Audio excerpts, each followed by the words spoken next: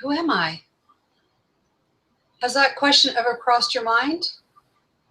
Who am I? Maybe you or someone you know has asked that question, only to discover that who you thought you were really wasn't who you were. Just to find out that things just didn't add up in the family storybook, which can lead to lost boys, lost girls, secrets, and hidden truths. Any of this sounds a little familiar to you or to someone that you may know, then stick around.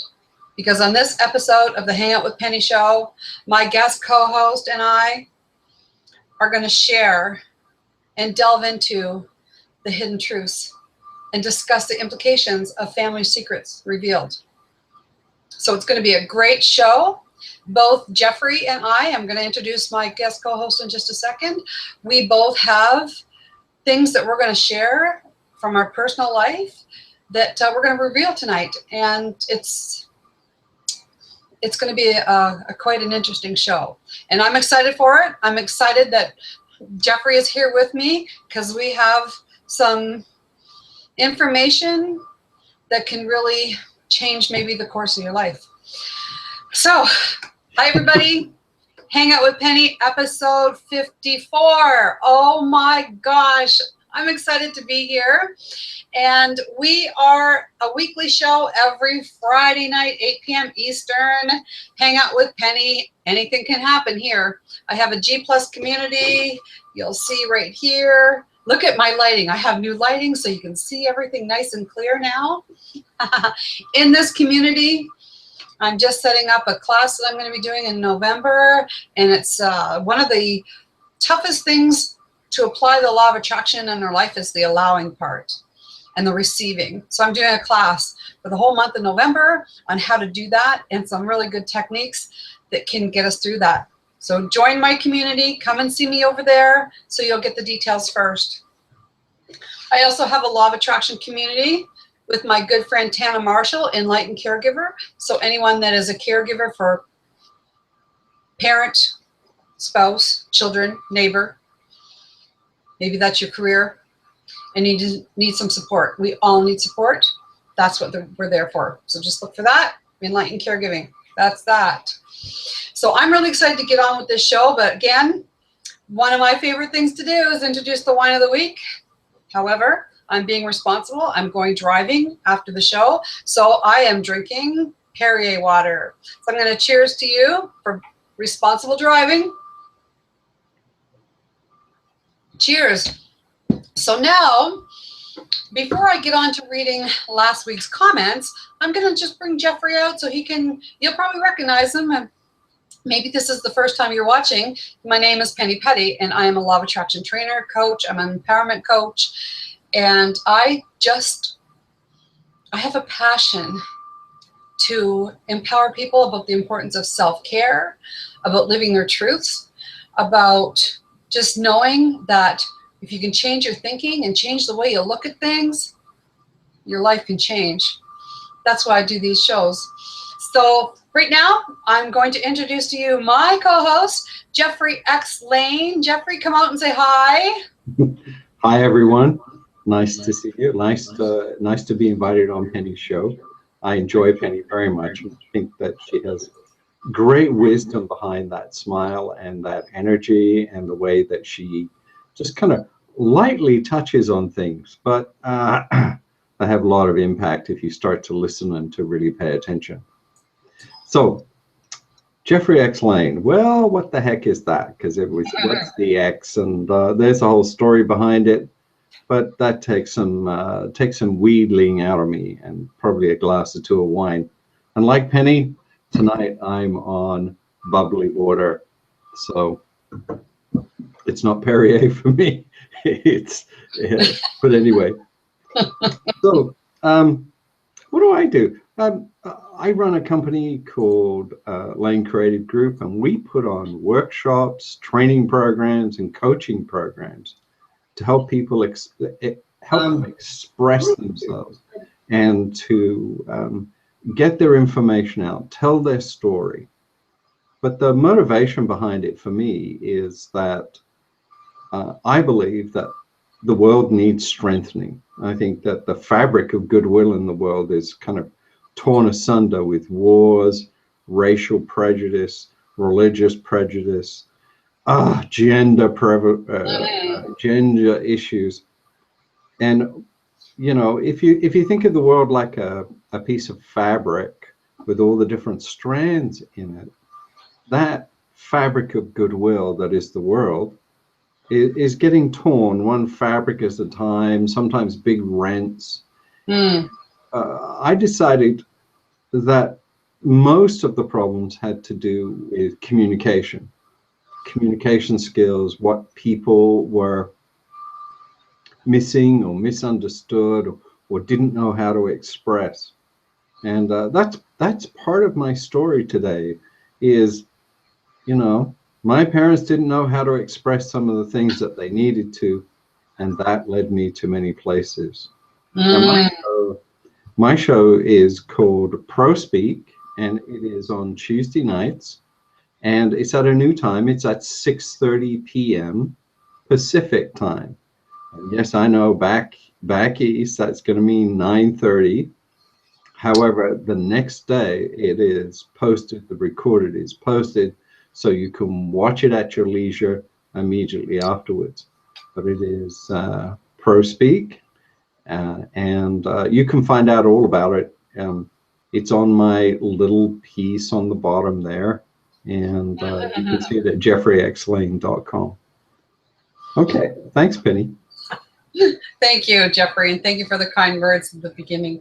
And I just want to show, this is your book. I saw it in the background of your background, and this is a really good book, so that anyone that is interested in learning how to, we're all public speakers in one form or another. If you have a little bit of a fear to that, this book, clear that right out. It's a great book.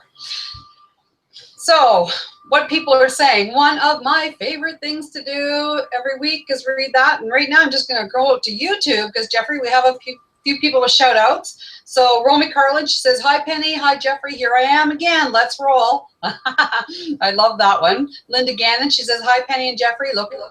He says, hi Penny, great Michael show earlier. Thank you very much. That was a fun show. Thanks, Don. And I have my wine, so I'm ready to hang out with you. Cheers, Don. I'm glad you're here. Tana Marshall, she says, this show sounds like another amazing show. I may have to watch the recording, so in case I miss it live, let me say, Penny, thank you. Thank you for the topic, and thank you, Geoffrey, for sharing your story. I'm sure it will help many people who are asking themselves the same question. And that question would be, who am I? Who am I?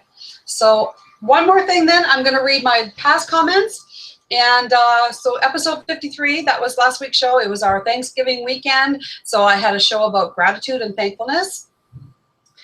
And so episode 53, my #1 tip to help transform your life. So you may want to go check out episode 53, Hang Out With Michael. Oh, my mentor, my teacher, my trainer, my great friend, and Geoffrey, you too, Michael Loge. He says, great show, Penny. So thank you. I was his guest host on his Hangout with Michael show today while he went traveling the world. And Linda from A to Z Point, she says, thanks for filling the world with gratitude, and I hope your life is also filled with amore, with love. Yes, it is. Thank you, Linda. And Monique Jackson, she says, wow, wow, wow. Where do I even begin? You have so blossomed into a wonderful motivational speaker. This book helps. You reached right through the camera and touched my soul, Penny. I was crying tears of gratitude for the amazing life and for you. Thank you. Oh my gosh. Thank you, Monique. Oh, Paola, my friend from Italy. Oh my gosh, she's such a loyal. Oh, I'm just blessed with having such loyal people follow me. And she says, hi, Penny. Happy Thanksgiving. Wonderful feelings, the one of gratitude. I often think about all the things and people in my life to be grateful for. Thank you, Penny. Have a wonderful and lovely weekend. Thanks, Paola. And I'm going to read one more. Gina Finanzi? Oh boy. Hi, Penny. I'm grateful for your Hangout with Penny Show, episode 53. Love the #1 tip to transform your life. Gratitude always changes vibes. Happy Thanksgiving to all the Canadians. Gina from Montreal, fellow Canadian. Gina. All right. So we have so much to talk about. Geoffrey, we have several people watching live, and I know this show will be recorded for future. This is going to be a profound show. And so earlier I made a statement: lost boys, lost girls, secrets and hidden truths.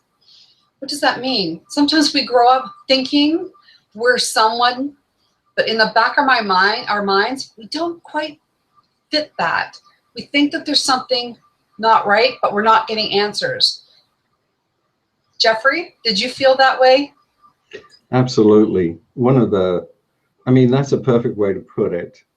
When I didn't really notice until one day as a kid, as a young, as I say, a kid, I should better say the ages, about 10 or 11 or 12, I was noticing that I looked significantly different from everybody else in the family, right? It was that, my mom had red hair and sort of gray, green eyes. My dad was bright blue eyes. My sister was bright blue eyes, and they were all kind of had that round, plumpy, pale English skin. And I just had this dark hair and brown eyes, and I was built different, and they were kind of taller and squarer and bigger, and I just kind of thought, every now and then I just didn't feel like I fit. So I was curious about it, but when you're 12, 13, 14, it's kind of those strange thoughts rise up in your mind, and you wonder, and then it essentially, the travails of going to school and then going to college, that took up my time in general. But several times when all of the Lane family, which is my father, the man who brought me up, Tommy Lane's family, when I would be with them, I never felt like I fit in. And they were a large family. But when I was with my mum's family, which is the Simons, and I suddenly felt like I fit in. This made sense. This was a fit. So, I didn't pay too much attention to it until a very odd conversation, and it was around my 21st birthday. And I kind of, my dad said something early in the year. He said, well, you're going to be 21 this year. What do you want? And that's a big thing in Great Britain, in the UK. Your 21st birthday is celebrated. So he said, what do you want for your 21st birthday? And it was really early in the year. I never thought anything about it. And then, because I wasn't living at home anymore, and I would come back to visit my mum and dad, and I didn't come back every weekend, but every now and then I would come back. Typical young man at 20. And he said, oh, it's mum and I's 21st anniversary. Oops. And I went, and it kind of just stuck with me, and I left. And then the next time I was home, I said, he says your 21st anniversary, but I'm 21. What happened? And, it was kind of after family dinner on a Sunday as I'm getting ready to leave to go home because I have to go to work the next day. And my mom suddenly burst into tears and was very upset, and then left the room. And I said to my dad, what's that about? He said, oh, it's a long story, and one day I'll tell you about it. Well, boy, did that send my brain working. Okay, what's the missing?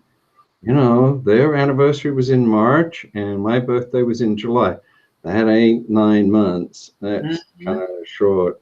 So obviously my mum was pregnant when she got married.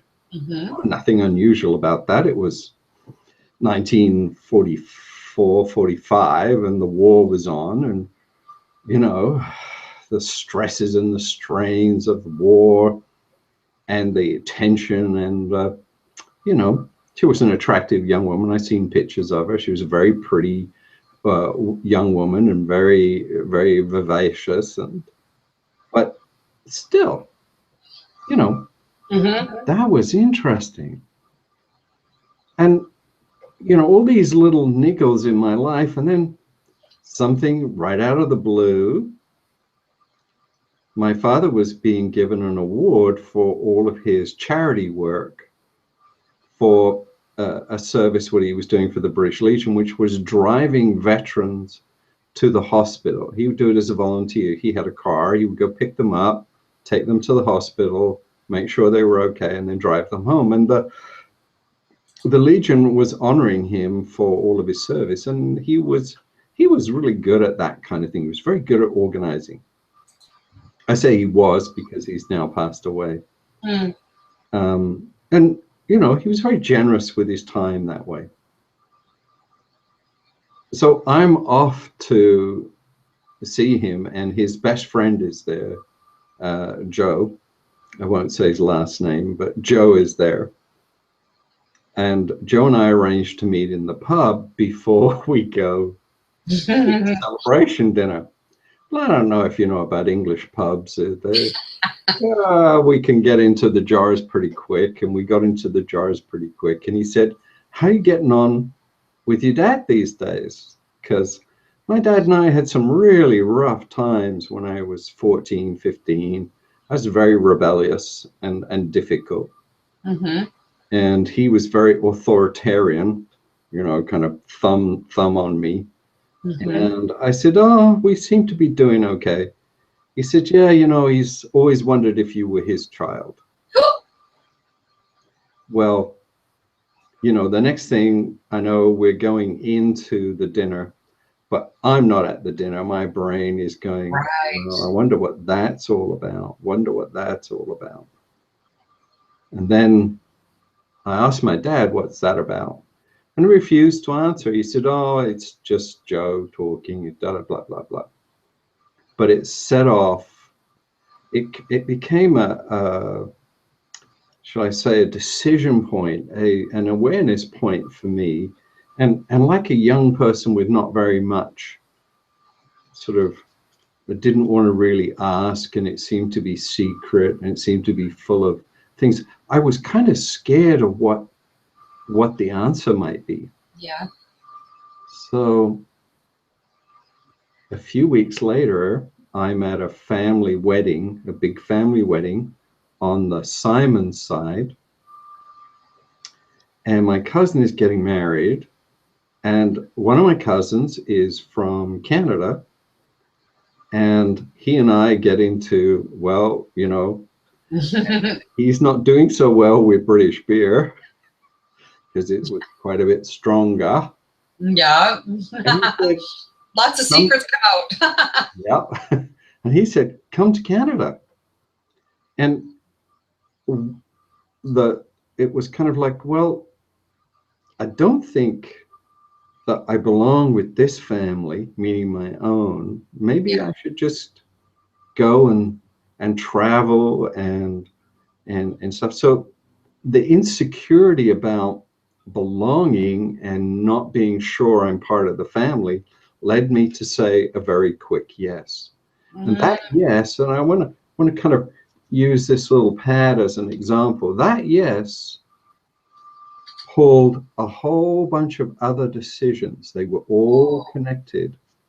Yeah. And it became a string of decisions. What caused me to say yes was I actually believed that I wasn't my father's son. Right. Right. And so that set up a lot of, well, then who's my father? What happened? Why was it so traumatic for my mother? Obviously, they don't want me to know. And of course, I interpreted that. I interpreted that they didn't care, that they wouldn't tell me the truth, so that they must. But one of my grandmothers, who, shall we say, how do I say it? She used to call me when I was a kid, the little bastard. Oh. And again, it was buried deep in my. So all these thoughts came up as I was making the decision, and on the impulse, I said yes, and I ended up in Vancouver, which is where I am now. Mm-hmm. So that's kind of it. It had for me the effect of sort of cutting me off from a sense of having roots. When I didn't have a sense of roots of a family, I lost that. Who do I trust? Because in my mind, and I think everybody expects one's family to love you forever, Mm-hmm. like you forever, to always be there for you. But all of that got severed when I left for Canada, and the way that I never expressed and never asked and never pushed to ask. In a way, I was very shy and quite a reticent young man, more shy and not willing to ever challenge authority. So, Well, Geoffrey, we were taught not to, right? We had to trust, and we had to be quiet and never question authority. No. So, at that moment, when I started to believe and to think that I didn't have a family, that I didn't belong in a family, Yeah. I, in fact, lost my family in my heart. And that made me a lost boy. That had ramifications in all the relationships I had from then on, because it didn't have a sense of trust. And not when you don't have a sense of trust, you don't trust. Right. Right? When you don't have a sense of trust deeply. So I don't believe that my parents were malicious. I don't believe now that they were doing anything bad. They were doing the best that they knew how. Yeah. I also don't think that they were very aware of trying to protect reputation, old-fashioned values, the impact it was going to have on a young man. It's so, you know, I know that some parents or future parents or lost boys and girls are going to be listening to this. You know, I don't think it's any accident that I ended up teaching people public speaking or communication skills or leadership skills, because if you don't express these things that you have in your heart, if you don't talk about them, if you don't be honest with them, if you're not authentic, if you're not real, then you get into a lot of trouble, internally and externally. And regardless of what parents might say to you or friends might say to you, the greatest risk and the most damage is done by not expressing what's on your mind, not speaking up. That's the biggest problem. Well, Geoffrey, this story, you just shared this story with me last week, and I'm like, oh my gosh, we got to talk about this. And why it's so close to my heart is because before we continue and what happened along your journey, I'm going to share something with you in the audience that's really relevant to what we're talking about, and that is my relationship in this. And well, not your, I was a stepmom. When I met the man I married, he had a son, and the son was living with him. And so he really didn't have anything to do with his ex, and neither did my stepson. So when I come into the picture, I was going to be the mom. I was going to be the mom of this child. So because of that, I hid. So I lied. And I take full responsibility that, because I led this child to believe that he was my son, but I really wanted that. I really wanted that, because then I got pregnant. I had a son, so now we had a family, and I wanted that to be. I thought I was doing the best thing, but I wasn't. I wasn't. I was living a lie. And again, 12, that is such a crucial age, because it was 12. I worked away. I had left for 3 weeks to go away. In that time, it's bye, Mom. I came back to hello, Penny. Because in that time, my husband introduced his son, my stepson, to his real mom. He didn't have any idea who his real mom was. He thought I was his mom. And now he's got a mom, and now he's got Penny. And that, my decision to call that child my son and make him believe that, like you said, Geoffrey, that accordion thing, it caused a whole string of decisions.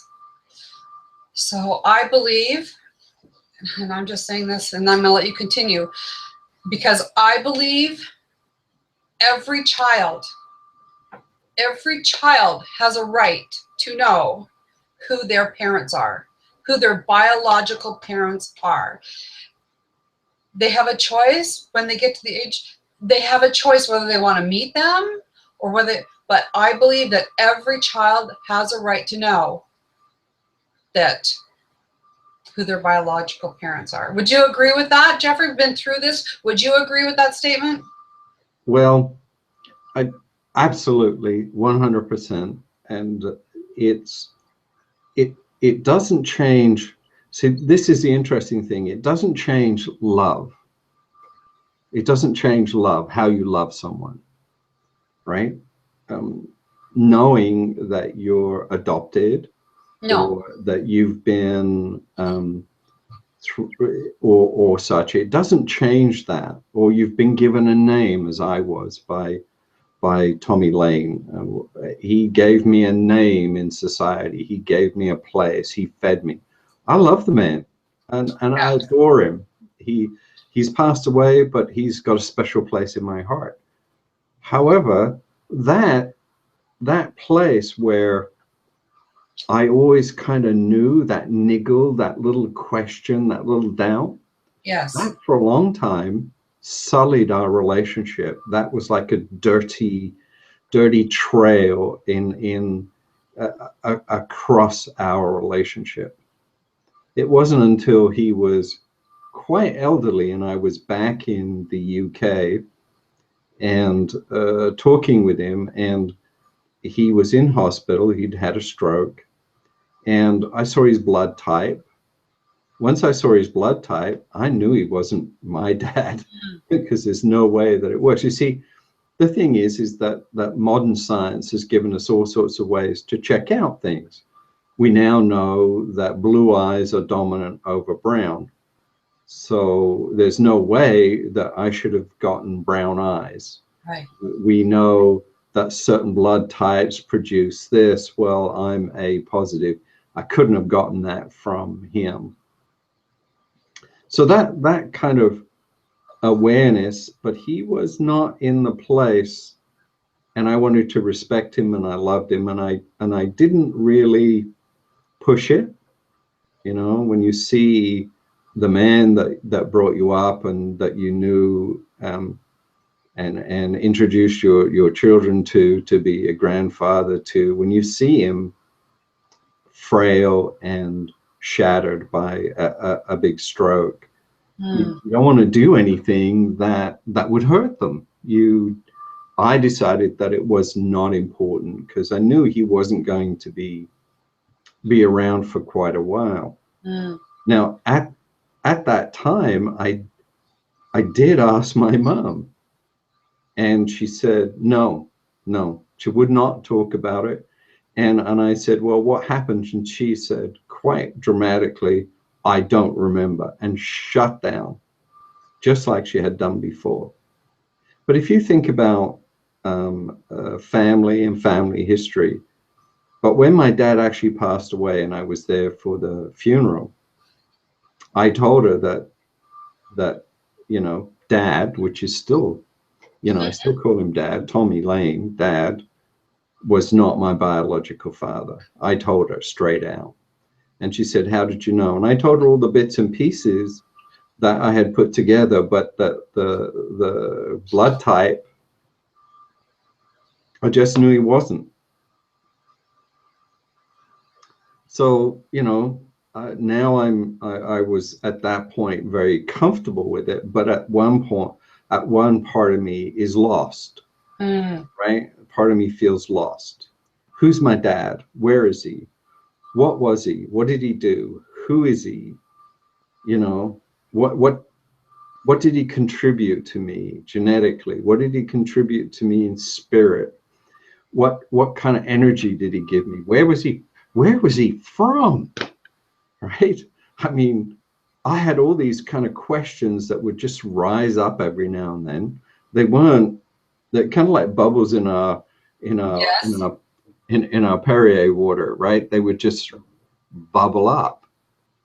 But one of the other things that it took me a long time to sort out relationships because of this insecurity. And unfortunately, some of the people that I was involved with and was in love with, I was not a very good partner. I was, part of me was missing. That's what people don't realize, is that when there's in your brain and in your heart, you feel like there's part of you missing and part of you is not right, you tend to believe that you're not okay. You know, a part of you goes, well, why did they leave? What happened to them? Was I not okay? And any normal kind of slight or criticism becomes magnified for you. It becomes more than. So it is like this, it kind of, one thing leads to another. I mean, it's all connected. It's all this thing. And then when you get the last piece of information, it all drops and it makes sense. Now, as you know, I told you.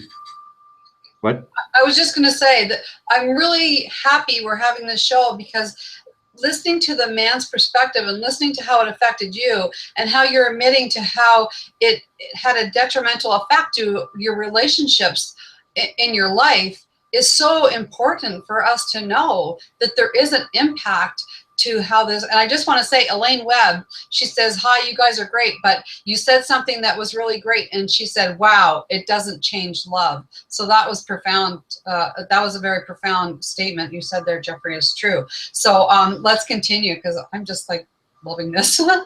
Well, it doesn't change love. It doesn't change in fact, because I understand how and where my father grew up and the cultural background and the position he was in and the risk he took in marrying my mom, who was pregnant, and the condemnation that he could have received from his family. However, he managed to mute it and protect me a lot, except from his mother, who was occasionally quite rude and quite cruel to me, because although she didn't know for sure, she was pretty sure I wasn't a Lane, and that was an insult to her, and it was difficult for her. So I have a lot of compassion for them now, but I tell you, at certain times it was pretty shitty, and unfortunately I brought that garbage with me into relationships. So if there's anybody out there with an adopted child, or they've given up a child because of circumstances, don't be afraid to go tell them. It will be the best gift that you've ever given. Now, you might get rejected, you might get, it doesn't matter, but just in case it really, really matters. It doesn't change love. It doesn't change respect, but it could change anxiety, anguish, and anger, deep anger, particularly, you know, as I've done a lot of work with men and women in the Pursuit of Excellence and at the Wall. Those are two self-development programs. And I have done men and body work, and I've done all these things to heal myself and to do this work. So it sort of the end result is my desire to feel whole. I did lots of work. And of course, the interesting thing for me is that when I think, well, maybe I've got it all done, another piece of information popped up, which is what I was telling you last week. So now I want to fast forward to today, because my mom is 90 plus. Her body is frail, but her heart is strong. She's slowly regressing through her ages. She's now thinking she's a young woman. She doesn't recognize my sister, who's a lovely person, Jackie, my sister, and thinks that she's her younger sister. And anyway, my sister was told, hey, you know, you better start cleaning things up for your mom. She's in a nursing home and they don't think that she's progressing very well, and it's a long, slow decline. So my sister, with nothing to do on her hands, we're sorting through papers, and she comes across a telegram way at the bottom of a box, you know, or how we all have these little secret boxes, things. She found this box, and in it were telegrams and cards saying, happy birthday, because you're 21. But in the bottom was one special one. It was 1944 when she was 21, and she got a happy birthday telegram from Jack W. Marsh. Now, my sister's like me, you know, she's pretty curious. So we're all curious about things. So she looked up, trying to think, who's this Jack Marsh? And she phoned me because her and I a year ago had a conversation, and I told her, I'm not your full brother, I'm your half brother, blah, blah, blah, blah. And so she knew that. My mother had admitted it in the meantime, but would not give us any information.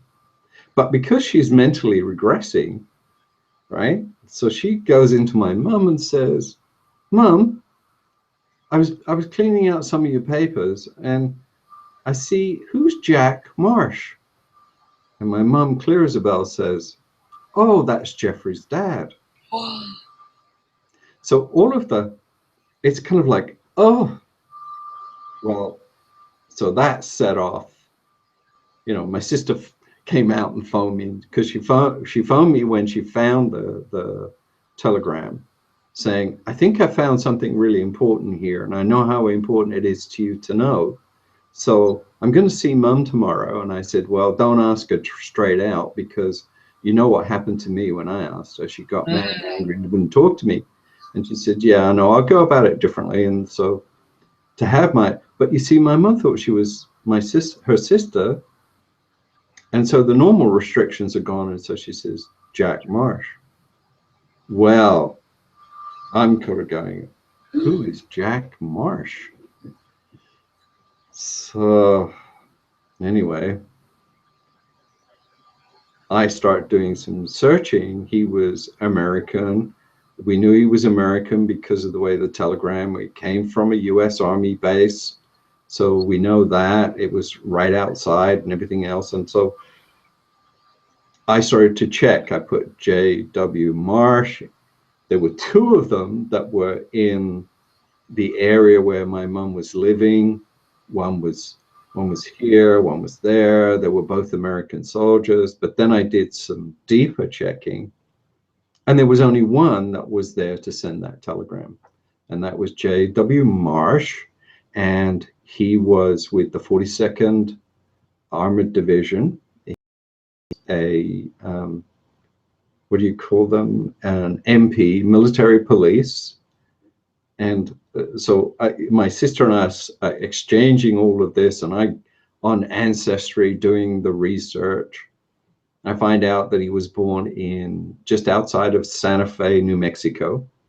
And of all things, he's a cowboy. He was a cowpuncher. He was a cowpuncher. It means rode and brought cattle in. And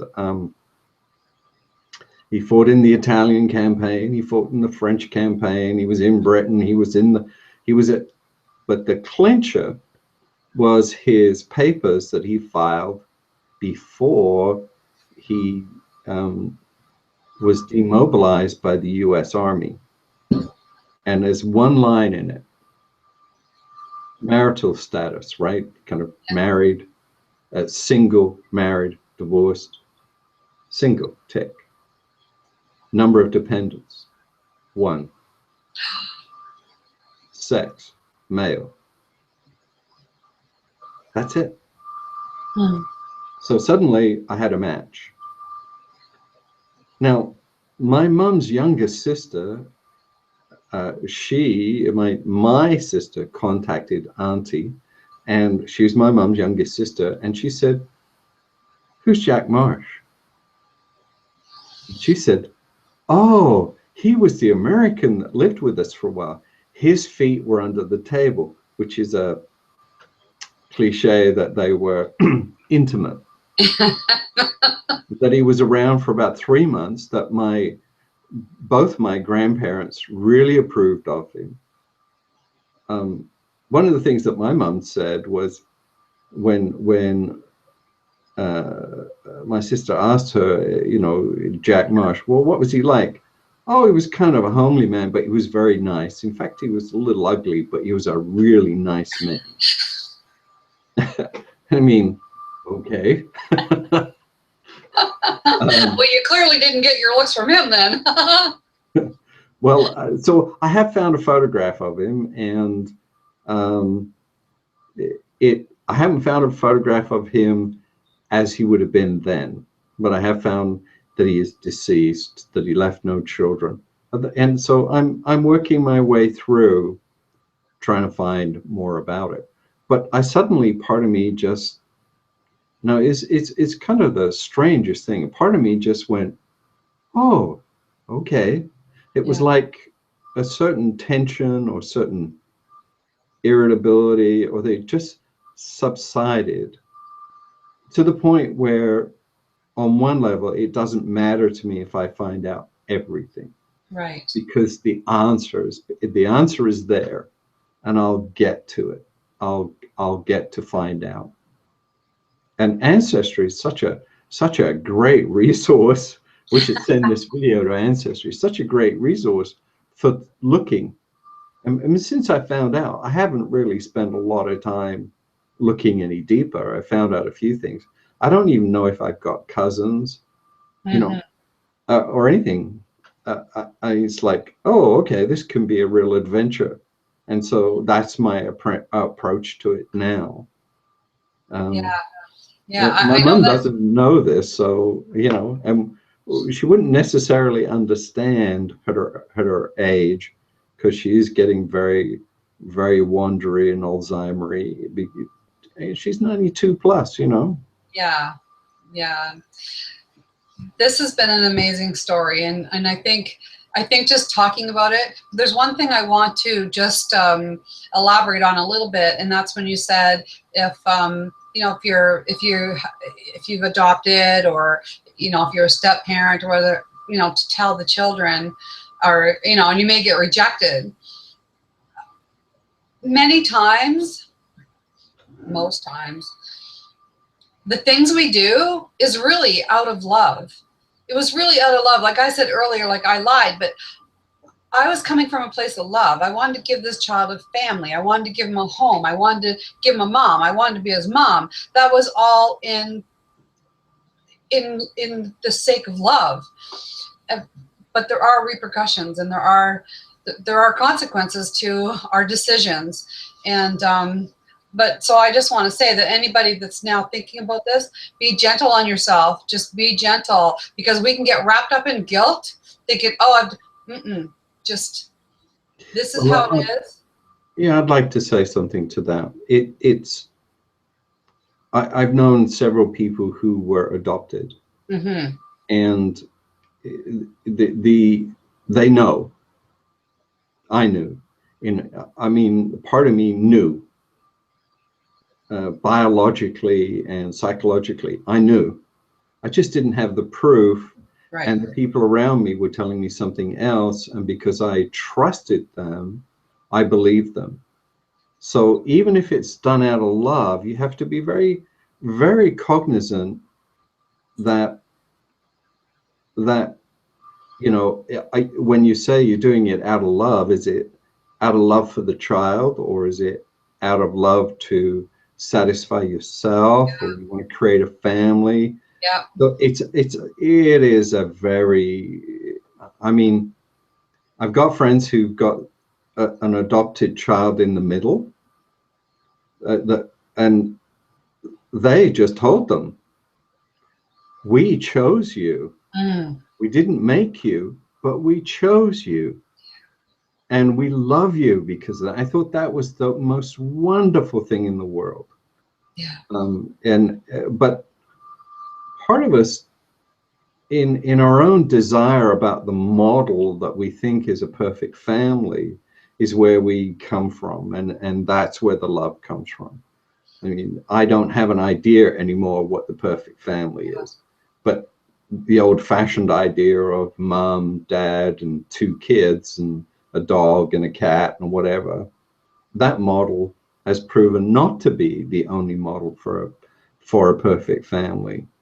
And if you can realize that love doesn't change, doesn't disappear, it stays, it's there forever. I love Tommy Lane. He's a wonderful man. He did the best that he knew how, but I wish he had told me the truth. The truth.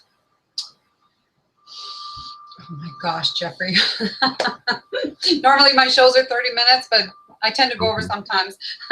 So I'm going to come back for your final thoughts for our viewers, because like people have been hanging in there with us. So thank you very much, everybody. This is the Hangout with Penny Show, Hangout with Penny Show, episode 54. Next week, episode 55, I have Nick Pereira with me, and we're going to talk about money. I was on the Hangout with Michael show hosting that today, and we talked about money and the law of attraction. It was a great show. And I said to Nick, what do you want to talk about next week? And he's like, let's do the money. So we're talking about how we can follow our passion and make money from it. And so it's going to be a good show next week with Nick Pereira. He's a great guy. And so that's going to be next week. This show has been very enlightening for me, and I'm glad, Geoffrey. I'm very honored that you have shared this story, and you shared it on my Hangout for my viewers to be able to.